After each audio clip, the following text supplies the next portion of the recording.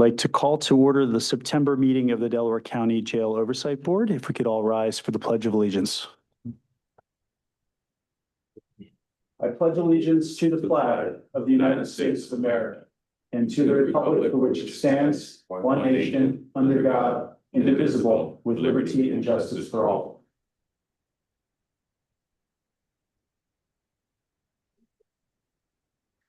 Joining us remotely today, we have Judge Pagano. Your Honor, can you hear us? Yes, I can. All right, thank you, sir. Other matters of the administrative type, I want to announce that we did have an executive session held yesterday, September 9th. During the executive session, the board discussed matters related to construction ongoing at the George W. Hill Correctional Facility, matters related to investigations ongoing at the prison, and personnel matters, and other just general public safety matters. And with that, we can move on to the first round of public participation.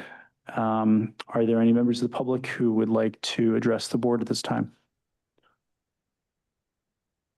Okay, hearing none, we'll move on to an approval of last month's meeting. Is there an approval of the meeting minutes?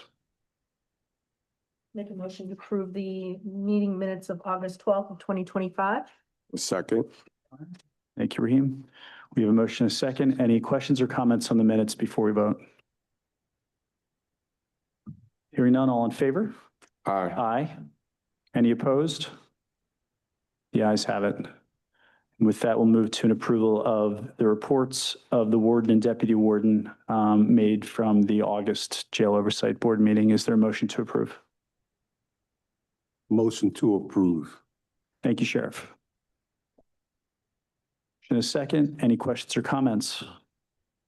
Hearing none, all in favor? Aye. Any opposed? The ayes have it. We do have on the agenda an approval of the appointment of an interim warden, but there's a slight adjustment to the agenda for today as we're still finalizing some paperwork with the state associated with the appointment of that person. And so for now, I think we're just going to pass that over. But there is an expectation that an interim warden will be appointed in the very near term, probably within the next week or so. And we will certainly ensure that the board is apprised of that in advance of doing so. And we'll ensure that it's officially approved at next month's meeting. With that, and I do see that Ms. Love has joined us. No worries. We'll move to the executive director's report. And first up, I would like to address the leadership, what we have undertaken since the resignation of Warden Williams. So we do have in place 2 interim positions. We have Deputy Bonds. We have moved to the interim chief deputy warden position as an interim. And we also have adjusted Major Leach and moved him into the interim deputy of security for the facility. So those will be 2 interim roles that will be in place while we conduct a search for a warden. The interim warden role, we are working with the Department of Corrections at the state to identify an individual to serve as the interim warden role. Again, they have conducted this process where they outreach to their facilities to identify persons that might be interested, conducting interviews and working on an agreement with the county to facilitate having a person come in as interim warden. Again, we are very fortunate that they were able to quickly identify interested parties and expect to have that paperwork completed within the week and a rapid start date. So looking forward to have an interim warden and the leadership team, obviously Deputy Mastrati, Deputy Valley as well in place to lead our facility. We have a great deal of confidence in our leadership team that is here. There's a lot of experience within this facility and within the roles. So very confident in both what we have right now and certainly what we will have when an interim warden is placed by the state. Regarding a search, we are finalizing the job description and will be posting for the warden position and look forward to conducting that search. And again, looking for identifying an individual that will meet the needs of this jail oversight board, the facility, and the staff. And that is aligned with the great work that has been happening over the last 3 years, particularly in terms of transparency, security, the physical improvements, and programming. So very interested in that process and getting out there and getting an individual that really can suit our needs and the needs of the facility. So that's where we are with our leadership update. And just one other item I just wanted to mention for everyone. Obviously, Thursday is 9/11. The county does have a ceremony at Rose Tree Park at 11 a.m. I know many correctional officers come from law enforcement, first responders, and just want to show our appreciation for everybody and recognize if anyone would like to attend and recognize the sacrifice that all first responders, law enforcement, correctional officers, putting their lives on the line every single day and at risk every single day, and truly appreciate that and hope that at least some individuals can attend. And if not, as we recognize not just the tragedy of 9/11, but the work and the true value that the first responders bring to our entire community and country. So just wanted to make that note. Thank you, Director. And I think just for my part, I think while we certainly greatly appreciate the many contributions that Warden Williams made over the past 3.5 years, we always want to ensure that when there is a change in leadership, that we ensure that we really take this as an opportunity for a new set of eyes, someone who will best bring the institution forward. And that really requires that we do our very best on a search. But I think we're also very grateful and fortunate to have folks who have been willing to step forward today during this time of transition. And so I want to thank Deputy Warden Bonds, who I'll be passing the mic to on very shortly here. But I think what the county has really attempted to do here is to balance both continuity during a time of change and also maximizing the opportunity for us to ensure that we get this right as we look toward the next warden.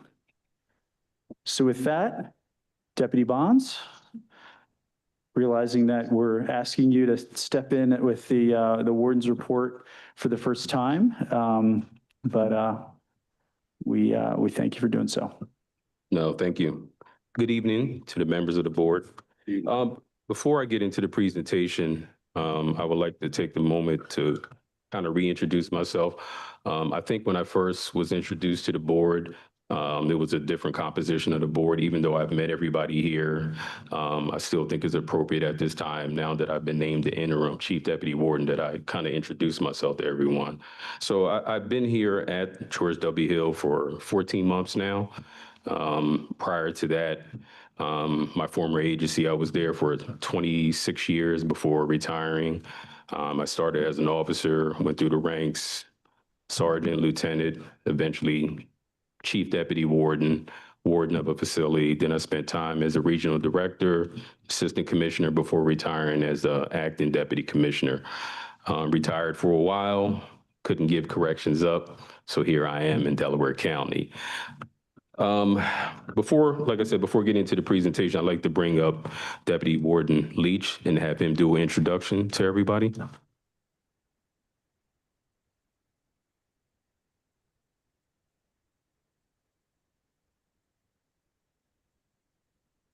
Good evening, members of the Jail Oversight Board, members of the public, those who are in attendance here, as well as viewers via live stream. I don't want to take up too much of our time, so I'll keep this brief. First and foremost, I would like to extend my sincere gratitude to Chief Deputy Warden Willie Bonds, our predecessor, former Warden Laura Williams, members of the board, and those who played a pivotal role in the decision-making process. I'm extremely grateful, and I appreciate your confidence in selecting me to fill the role of interim Deputy Warden of Security and Training Operations. I believe my 23 years of experience in corrections, primarily as part of the management staff, as well as spending the last 3.5 years as a major of training operations, directly overseeing the training department, will continue to improve our agency. My goal is for us to remain focused on moving forward in the right direction and continue to enhance the process that has already begun by ensuring we maintain a safe and secure correctional facility. Again, I thank you and I look forward to the challenge. If there's not any more questions from me, I would turn it back over to Chief Deputy Warden Bonds. Thank you, Deputy.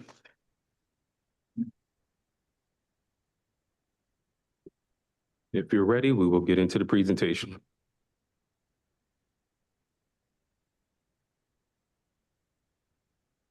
So our first slide is related to our monthly statistics. As of today, September 9th, our incarcerated person population was 1,069, which is a decrease in 20 from last month's meeting. Any decrease is a positive. It's just 1 month, so certainly not a trend, but it's a positive nonetheless. There's been no significant changes to our commitments and/or discharges for last month. When we look at our recreation for the month, as you can see, we had minimal disruptions last month, which is a positive. The month before, we had a bit of an increase over the prior month.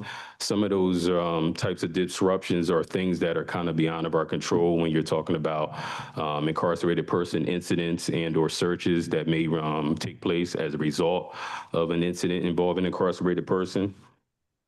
Anytime that there is a disruption or a modification of our recreation for the population, we do make note of it, as you are well aware of.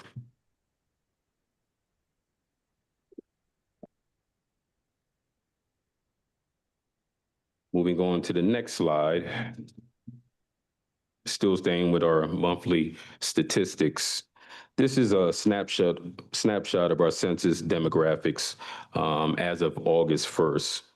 In review of the data, it's still holding in line with our prior months. There's nothing notable there that's out of line with prior months for this year, and matter of fact, even going back as far into last year. Any questions about this slide before I move on?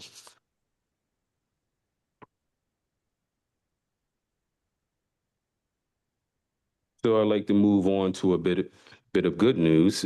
As always, we like to honor our employees of the month and recognize them for the wonderful job that they do. For the month of September, we have Officer Cordeer McFadden, we have Sergeant Sheena Mason, and nurse practitioner and psychologist Nina Chichula. These individuals have displayed the type of characteristics that we want to hold up and hold them up as an example for everybody else. Also on this slide, we like to honor those who have accumulated an additional year's service during this month. For this month, we cut it down a bit because from what I understand, back in September, I guess it was 2021 is when the facility really started to ramp up hiring. So there's about 30 individuals that gained an additional year this month. And unfortunately, instead of listing all 30, we decided to go with those who gained, enough credit, enough service where they have 10 years or more. There is one individual that I have to make special note of because of the time of service with this agency, and that is Joe McCreary. As you can see, he has 41 total years with the agency, which is absolutely amazing. What he does for us on a daily basis is hard to explain. He is so knowledgeable about the facility. We rely on him heavily when it comes to the construction projects that are ongoing. He really has his arms around it. Like I said, he's really a go-to for us.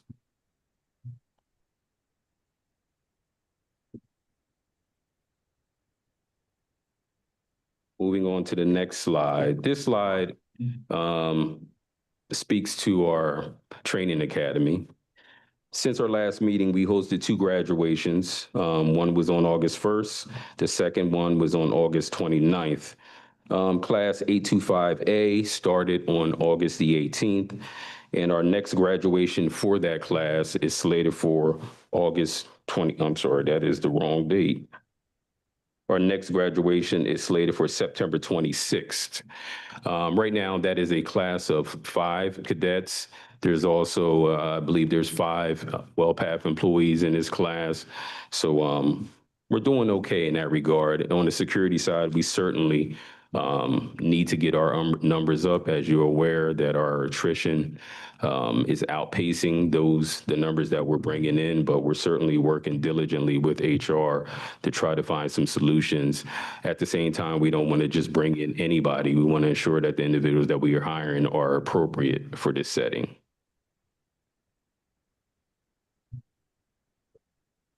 Moving on to capital improvements. So as I touched upon very briefly earlier when I mentioned Mr. McCreary, currently we have 2 significant capital improvement projects that are ongoing. The first being the roof repair and HVAC replacement project, which you all are aware of. That was the first project to commence at the facility. It's moving along quite well. There have been very few hiccups along the way. The second project would be the electronic security and surveillance project, which is also ongoing. We're probably about, I want to say, almost 4 months into that project. There we go. So going back to the roofing repair and the HVAC replacement project, we anticipate that our last major housing unit, well, originally we anticipated that our last major housing unit was going to be completed by December. That date's being pushed into January due to some additional work that was not anticipated originally. As far as the security project, phase 1 is ongoing. We're anticipating phase 1 will be completed by early January as well, which is exciting news because when phase 1 is completed, we will have our major upgrade to our outside, well, I should say our exterior or perimeter security. We will have a new radio system and new radios in place. We will have 1 housing unit that's up and running with the new cameras, new locking mechanisms, new showers, pretty much the whole 9. We'll have a new master control area up and running. So we're really excited and looking forward to early January to see what that's going to look like for the facility. That's very exciting for us.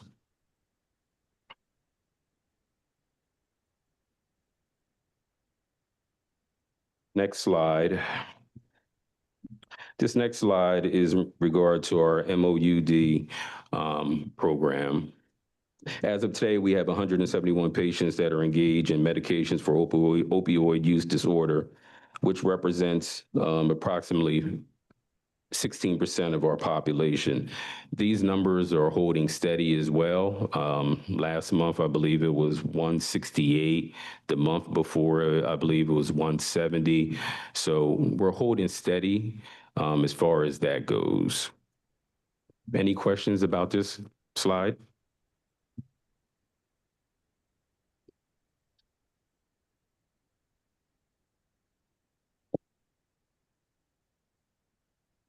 So this next slide is reference to our cost recovery items for August of 2025.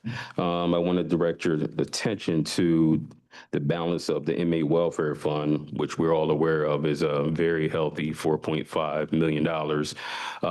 We continue to have our monthly stipend distribution to the population, and those totals are noted within the slide. However, that hasn't really done much to the bottom line as far as reducing it. We still continue to increase. So certainly we're still open to discussion with any ideas that how we could further disperse this money to the population for their benefit.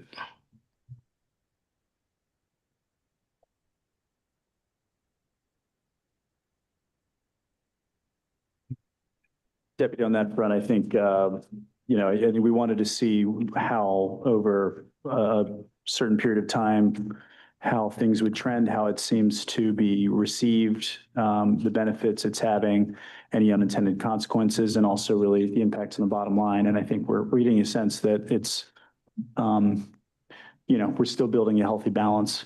What I would say is I think it'd be helpful to have the permanent warden in place before I think we make anything major in changes in this point, but that's my only view. I mean, that makes sense. In the interim, obviously, we'll continue to gather the data and share it with you on a monthly basis. I was just going to raise something on this in the new business when we get to it regarding some work we're doing and looking at things. Okay. Thanks, Trey. So that was the end of my slides. Do you have any questions about my portion of the presentation? Deputy Bonds? And about, you know, when you had mentioned that first phase ends in January and you have the new unit done, is there a time of testing? How does the end, when does that unit get filled and who goes in that unit? So the testing part is ongoing now. They're doing a lot of testing in advance before anything actually, I don't want to say gets rolled out, but before installations take place. They're making sure that the new devices work with the current infrastructure that's not going to be replaced. Even though they're replacing a lot of infrastructure, everything's not being replaced. So they're going through that process now. Like I said, up until now, there's been no major issues. As far as when we could repopulate, I would say immediately, but it depends on what you would call immediately. I mean, obviously, once they're done and they turn the housing unit back over to us, we would complete a complete sweep of the unit to make sure that there's no tools or anything left behind that could be treated as contraband. Then we would test it ourselves. Even though they tested it before turning it over, we would test it as well. And then we would also make sure that our staff undergoes training to make sure that they know how to work the new panels and the new locks. Even though we are going to engage in that training beforehand, I imagine we may continue for a week or so afterwards. We do have the space, so we're not going to rush it. We're going to make sure that everything's in place and in order before we move any incarcerated people onto that unit. Thank you. I had a question, and congratulations. Thank you. So my question was, I think you said Mr. McFearley was here 41, was there Yes. 41 years, right? Yes. He's the longest, I believe he I believe he is longer than there the longest. anybody longer than Just McCreary. Smart Cola. I thought he was, the other person is out, I thought he was out sick. Is he still like, so the reason why I asked this question is because from something I learned from things we've done working in so many various companies, entities, and even for the government, are we documenting / getting all that information from him? Because it seems like when he don't want to work anymore or he can't work anymore, all of that knowledge that he has of the prison that most people probably don't know or wasn't there, it goes with him. And when I think like that, I say, okay, we're talking about an interim warden, right? And we have to get a warden. The transition of him leaving wouldn't make sense if we don't get that information, if that makes sense to you. No, it makes perfect sense. I think we're all familiar with the term brain drain. When we lose individuals that have all of this institutional knowledge and experience and education, they leave our institutions, our companies, whatever it may be, and they take a lot of that knowledge with them. He's the type of individual, he's always sharing information. He's always educating staff. We have a maintenance team there. We have a maintenance supervisor. He's always teaching them. So yes, that information is being shared. That knowledge is being shared. The issue is, to be totally honest, you can only share the knowledge and information that's, you know, at the forefront of your thoughts that you think about. Once you leave, there's scenarios and there's questions and there's things that take place that nobody thought to ask at that time. That's the problem that we always have whenever an individual leaves with all of that institutional knowledge. But to answer your question is yes, he is a teacher, and we have people that are picking this information up like sponges. I appreciate that. That's exactly why I asked that question, because it happens all the time. As soon as he leaves, people be calling him, he's retired, he don't, you know, and I think that is important. A lot of new regimes and people that take over positions or whatever that looks like always like to do things their way, right? Yes. The thing that baffles me when I see business, because this is a business, right?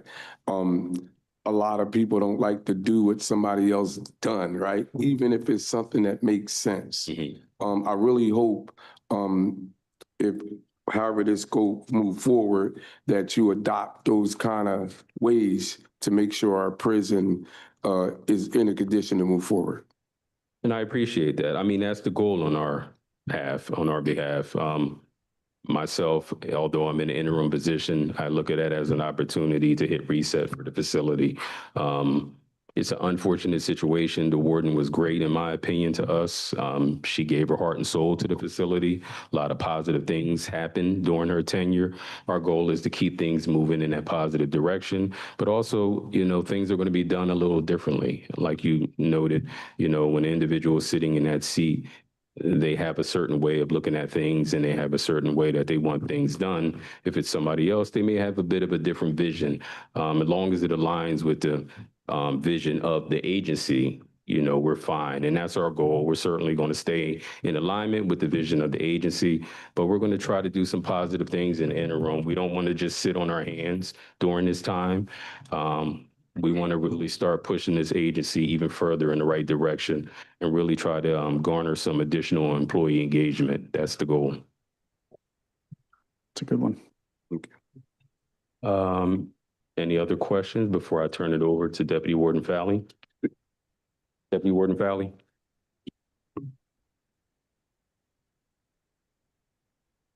Thank you, Chief. Good morning, board members and those who are watching virtually and in person.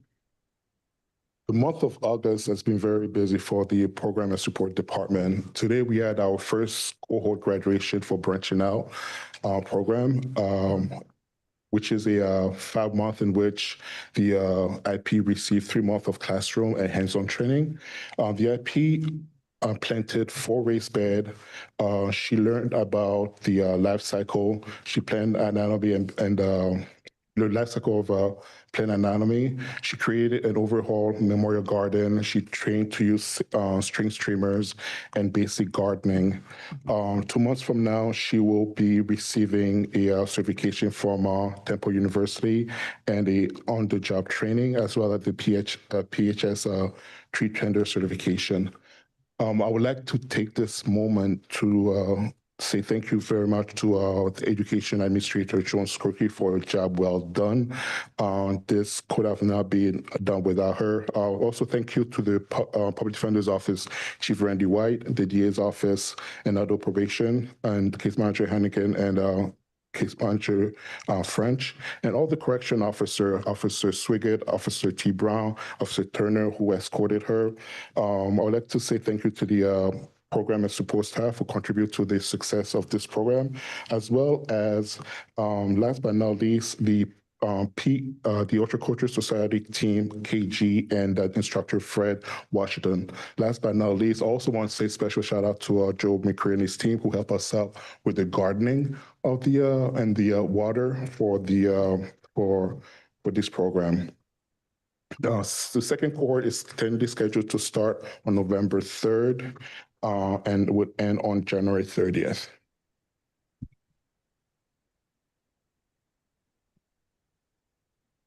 For this month, we increased our GED certification to 35.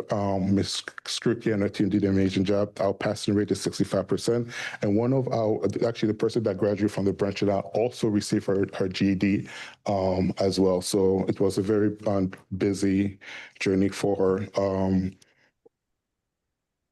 We had our second graduation for newlies, and Ms. Shaw will talk about it, as well as the Insider Exchange program that started, and there will be more in Ms. Shaw's presentation. Couple announcements. We actually have two announcements. The first one is the Entry Tree program. We're starting it with it's a prison fellowship that serves incarcerated parents by providing a pathway for strengthening and restoring their relationship with their children.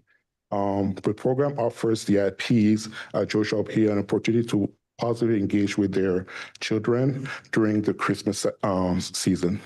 So the eligibility criteria are the following. The IP officially needs to be released December 26th or later. The children are 18 years old and younger. The IPs is a parent or step-parent of the child or children, and have parental figures are invited to apply.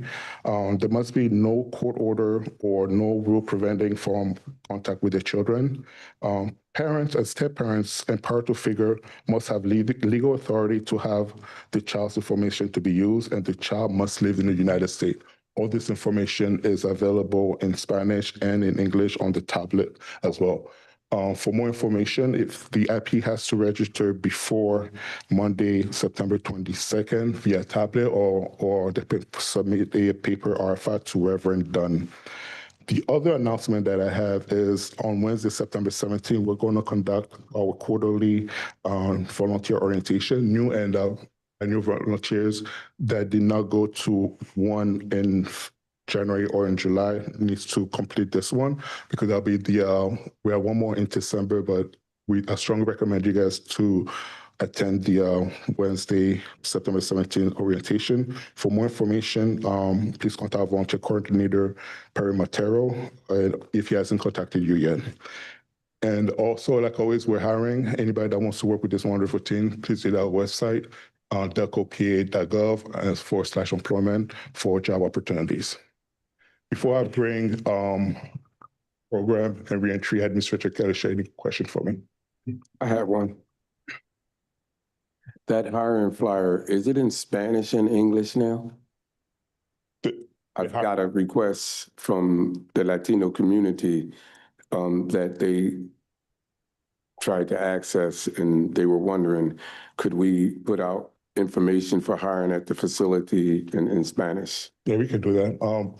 Leah, which hiring flyer are you talking about? I don't know which one they're talking about, but they're saying that they don't have access because it's in English and a lot of people can't read it. Okay, we can definitely do that. Also offline, if you can give us the name of the individual, we can also forward them the information in Spanish. So because I didn't really want to be the middleman. No, but I will help. But I'm saying, you can forward, yeah. So is there a way that people who can't speak English contact the institution in some kind of way to get it in that translation?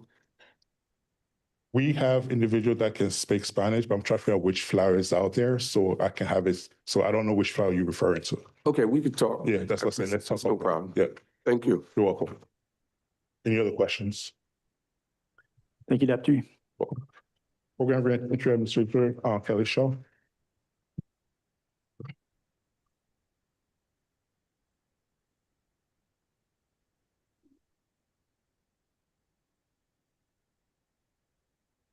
Good evening, members of the board and the public. Thank you for the opportunity to share reentry highlights from the month of August.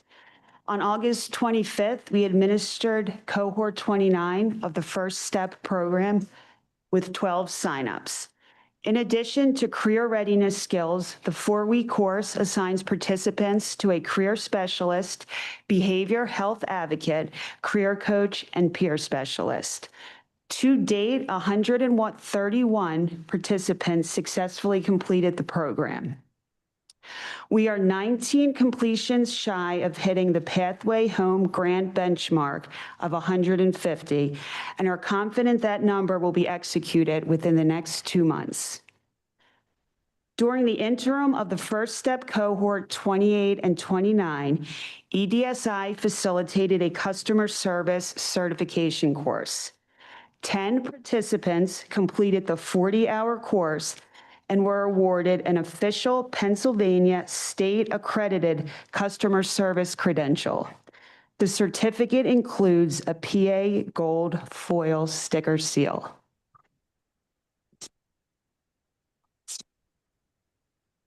On August 12th, New Leash on Life USA celebrated graduation of Cohort 2. Cohort 2, the salad class, started with 12 participants and 10 successfully completed the program and received an early parole and an internship, while all 6 shelter dogs found their forever home. Graduation was a result of dedication, collaboration, and the advocacy of second chances supported by Danielle Hibbert, Director of Adult Probation, Randy Whittle, Chief of Reentry Public Defender's Office, and the Office of the Executive Director. For any new viewers, New Leash on Life USA pairs participants with shelter dogs to live at the facility. Participants engage in 12 weeks of workshops focused on dog training, life skills, career readiness, and trauma-informed care. The program is grounded in cognitive behavior therapy and animal-assisted therapy. The second 12 weeks of the program focus on individualized reentry services, paid internships, supporting participants as they transition into their communities. And I'm thrilled to share that 7 of the graduates are in contact with New Leash, while the other 3 remain in treatment. And we know with reentry, it's crucial to make that contact immediate after release. So we're very hopeful. And I will continue to keep the board posted.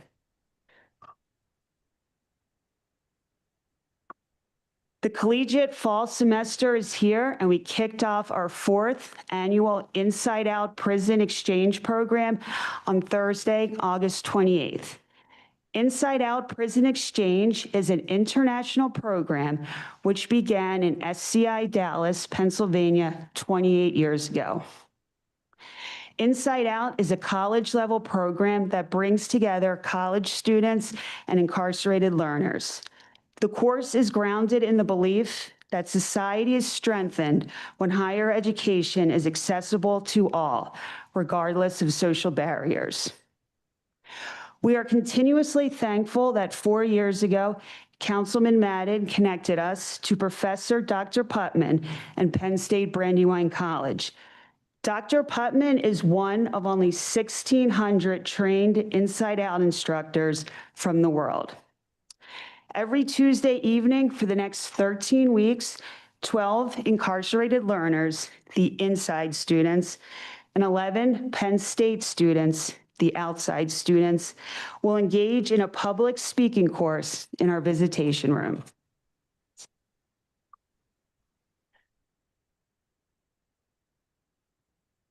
Additional reentry updates for the month of August include reentry case manager engaged with 26 individuals, providing community resources and discharge planning. Thresholds decision-making course had 13 participants. Our 2 drug and alcohol on-site liaisons released 78 to inpatient treatment. 78 is the highest number of inpatient releases in the past 27 months. Ms. Roberts and Ms. Jacob work relentlessly to secure post-incarceration treatment. Maternity Care Coalition provided personalized support to 2 mothers. Child and Family Focus Organization facilitated 1 class to our juvenile population. And lastly, 2,503 electronic courses were completed on the tablet.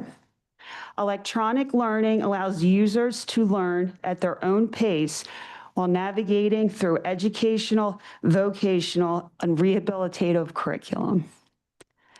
Thank you. Can I answer any questions? Any questions from Ms. Shaw? I'm just curious. Go ahead. I just want to say thank you, Kelly. You have been doing a great job for years. And I just say, me as a reentry expert, I really appreciate your expertise and the things that you do to help people outside the world. So kudos to you. Keep up the great work. Thank you, Mr. King. I just wanted to ask real quick, because it's the first time I noticed about post-release learners have access to the platform. Do we have any idea how many people access that after they leave? I don't, but I could certainly look into that because I'm sure there's a way to see post-incarceration logins. I'd just be curious. Thank Okay. you. Thank you. Thank you, Kelly. All right, we'll move on to any new business or old business from board members. I have two matters that I'd like to bring up. They're somewhat related. One is just a sort of a follow-up from, I think I've discussed before, but we do financial audits of the Inmate Welfare Fund and Trust Fund, and I believe they're done. They're sitting on my desk and I've got to get them out. So to my internal audit people, I'm the holdup on that. We do that work and that's statutorily required. And we took that from an outside contractor that did it, and it's done in-house in the controller's office. But as part of that, and I'm working from a question the board's asked, and Mr. Larkin had provided a memo sometime back regarding use of the fund. And what I've asked my internal auditors to do is to really scour the audits done by other counties and determine exactly how other counties are using the funds and whether there are policies. And Mr. Larkin had directed us to Lancaster County with a policy, or might have been Lancaster. I think also York may have one. So I'm hoping to have that memo done shortly. The data looks really interesting. I think there's some room for uses that we've been very conservative, and that's fine, but we've got this money, and I think some of it can be used in accordance with the law and how other counties use it. So I'm hopeful that we'll be able to share that with the board and the staff at the jail. And I think it's promising that we will be able to use some of that money, or also properly use that money and not general fund money. So there may be some savings for the general fund. So I wanted you to know that we're working on that. So that was just a sort of an announcement. But the second thing relates to that fund as well. I think I also mentioned that I spent some time with CPR going over the report card. And there were two items that they have in the report and that they raised with me. They were very strongly supportive of us purchasing something. And it's something that the incarcerated people can buy once they get there, but we do not provide it. And one is a drinking cup. And I don't know why we can't use our funds for a drinking cup if they can buy one. And the second one was that they were really strong, it's in their report, were shower slippers. And why can't we buy shower slippers with this? This totally benefits them. It's not required to have them by law or whatever, but they can buy them. So I would ask I don't know if the board needs to vote on it, if we can consider it, but if staff could look into that. We certainly have funds for a drinking cup and shower slippers, which would make their lives better and save them a few dollars, and it seems appropriate. So sort of subject to solicitor's approval and staff, that there's no impediment, I'd like to be able to put that forth, that we just add that, and then we would satisfy CPR, who has asked about this, and it's in their report, and it seems like very low-hanging fruit. Thank you, Controller Phillips. Yeah, I've certainly seen those items mentioned as asks before. I don't think it really requires any sort of board action for us to direct the solicitor to look into, ensuring it's meeting the necessary standards. And then I think we can ask the staff the leadership to look into, if we were to roll that out, what their collective thoughts are on doing so, if that's something that they would, in their opinion, recommend doing, or if there are reasons not to. Or am I heard drinking cup and shower slippers? Slippers, yeah. That's something we're certainly receptive to. We'll wait to hear back from you. I would think that it is, those are items that would be appropriate for that fund, but we'll wait to hear back. In the interim, we'll internally have a discussion about it, how it impacts the facility. I mean, it may be that it's purchased now through our vendor, but it would require the county to purchase it through our own vendor. So I leave it to you all to figure that out. Yeah, and I think from a purchasing perspective, we'd also want to look at if we're buying in far larger volumes than are currently being bought, we'd want to make sure that we're doing so in a fiscally responsible way. There might be some savings to be had. My memory served me right. I thought that prison used to allow you to have shower shoes. That's a good McFearley question, right? There's the benefit of being there 41 years, but if my memory served me right, there were shower shoes allowed to wear in the prison and purchase, but I don't know, things change all the time, but Although I can't speak to that, we do have a lot of individuals, even outside of Mr. McCreary, that have that institutional knowledge and they can certainly answer that question. Mr. Pleasant, Exactly. I could keep going. There's a lot of individuals. Yes, sir. So why don't we aim for an answer for next month's meeting? I think that's probably reasonable. Any other new business or old business from board members? If not, we'll move to the second and final round of public participation. If there are members of the public who would like to address the board, please do so at this time. And as always, please give your name and your municipality at the start of your comments, and please limit them to 3 minutes.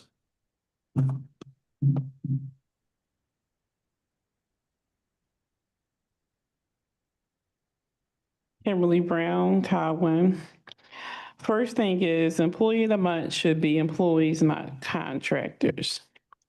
When you guys speak about Joe McCreary, he was head of the maintenance department at George W. Hill, which is very questionable. And he calls himself the advisory at the jail. His job is questionable. His professionalism is questionable. We hire an advisor. The question is, did he retire from GO and someone decided to keep him on and give him his own special job criteria? That's the real questionable.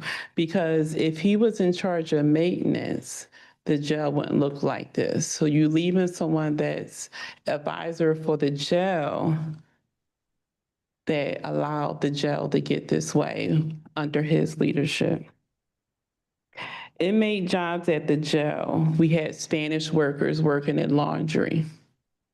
Because they were Spanish and for some odd reason, a replacement was sent down to oversee laundry. And then since she didn't like Spanish people, because evidently, allegedly, they didn't speak English, she fired them all out of laundry. Maintenance department, which works on the jail, works on the locks, which works in the ceiling, that works in the chute. Not one person in the maintenance department that's an inmate is African American. All that's being hired for inmates in the maintenance department is Caucasian. Next thing, the inmate fund. The inmate fund needs to be looked at even more because I was told, you guys were told that inmates have to be there 15 days or more to receive the $25. A gentleman was in the prison, and Matt and I sent you an email about it. He was in there for 30 days. He did not receive the $25. He came in detoxing, is trying to figure out where his $25 is located. So before we decided to figure out where if we can give them drinking cups or shower shoes, let's figure out if we are giving these inmates the inmate stipend. Next thing, we need to have an audit on the spending at the jail when it comes to expenditures, meaning as salaries. Spending, because I received the expenditure report and a lot of things were missing on the report. We need an audit. Thank you. Thank you, Ms. Brown. Any other comments from the public? Hearing none, we'll move on to any final board member comments for today. All right, if none, I will entertain a motion to adjourn. Motion to adjourn. Phillips. Second. All in favor? Aye. Aye.